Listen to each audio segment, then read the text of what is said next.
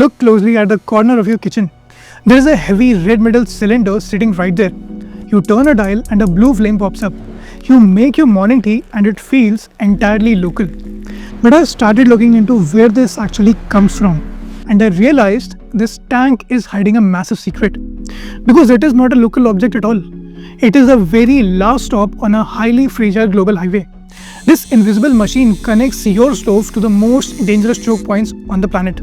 For years, this massive architecture just worked smoothly. But that changed on one morning in March 2026.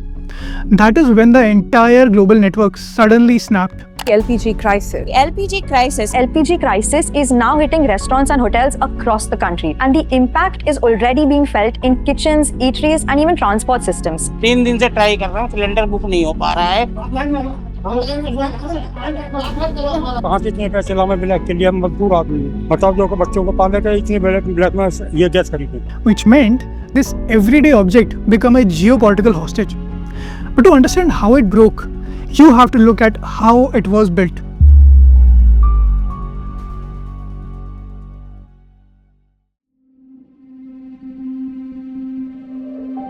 To understand the collapse, we have to go back a decade. In 2016, the Indian government made a massive, ambitious decision. They wanted to get millions of households off of toxic firewood, which means the plan was to give them clean cooking gas instead. They called it the Ujjwala scheme, and it was a staggering success.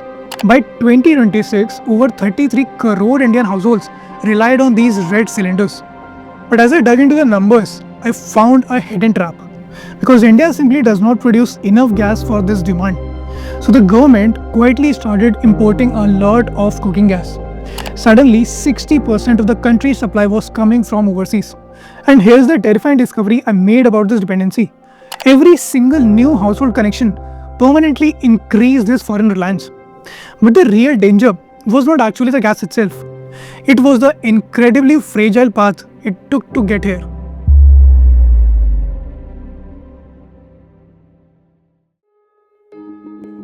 I want you to picture this supply chain like a moving pipeline.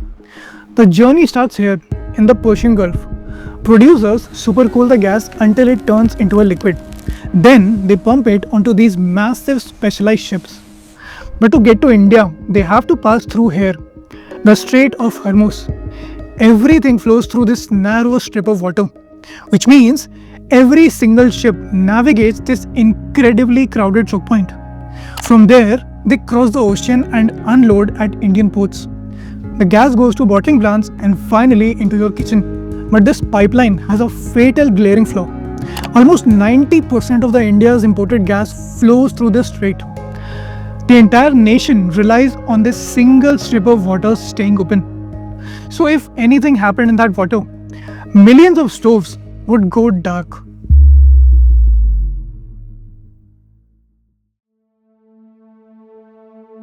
But geography was only half the problem. Because as I looked deeper, I found a massive structural flaw. India spent years building huge strategic reserves for crude oil. But for cooking gas, they completely forgot. Which means the government built almost zero backup storage.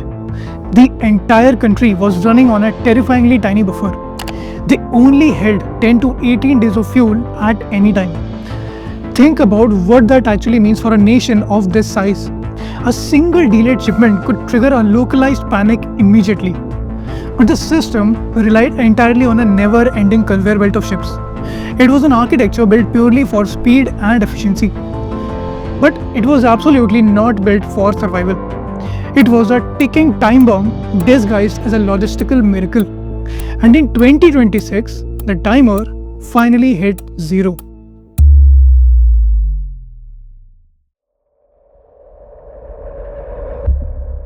And this is where things get incredibly dangerous.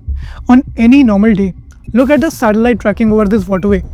Dozens of massive tankers glide smoothly through the Strait of Hormuz.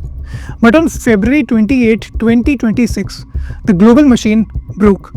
The United States and Israel launched coordinated airstrikes on Iran, and they successfully assassinated Iran's supreme leader. Tehran responded with an extreme maximalist military escalation. Watch the map as the Iranian military rapidly moves in. Because they heavily mined the waters of the Strait of Hormuz. The continuous pulse of those glowing ship icons suddenly froze. Just like that, nearly 20% of the world's liquid fuel was trapped. And for India, the systemic fallout was immediate.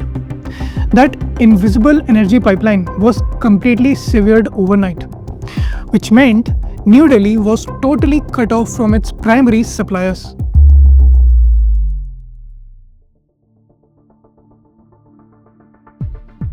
The government panicked and shifted straight into a wartime economy. They invoked emergency powers to rewire the fuel economy on the fly. Emergency orders went directly to the nation's refineries. Normally, refineries sell propane and butane to make profitable plastics. But the government said to stop making plastics entirely. Every available molecule must be diverted into household cooking gas. But you cannot just rewire an economy without breaking things. Protecting those household stoves meant sacrificing absolutely everything else. And that terrifying simultaneous chain reaction ripped through the country.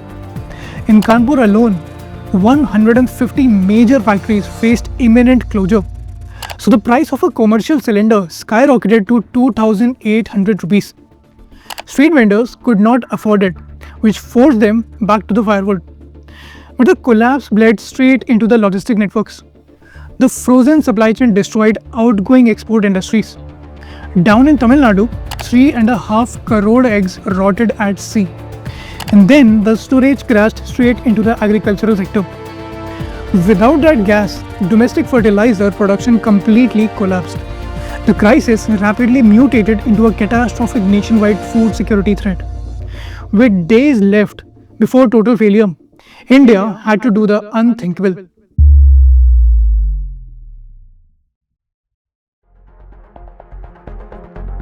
Right in the middle of this chaos, I noticed something strange.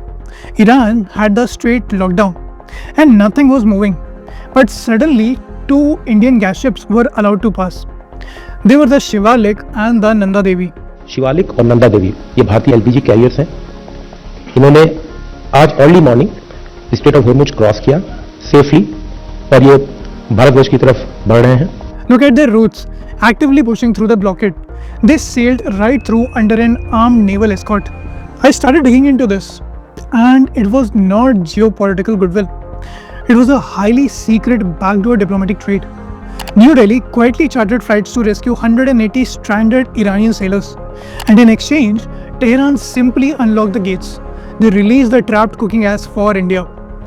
The Indian government literally traded political capital for physical energy survival. They bought themselves a few more days. But the true damage to the system had already been done. The 2026 crisis exposed a truly terrifying reality. A brilliant domestic policy accidentally chained millions of citizens to a war zone. That illusion of a stable global market is permanently gone.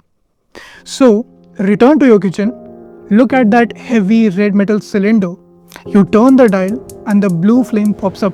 But you actually know the truth now. This is not just a kitchen cylinder, it is the final node of a fragile global machine. This is Akshat, signing off.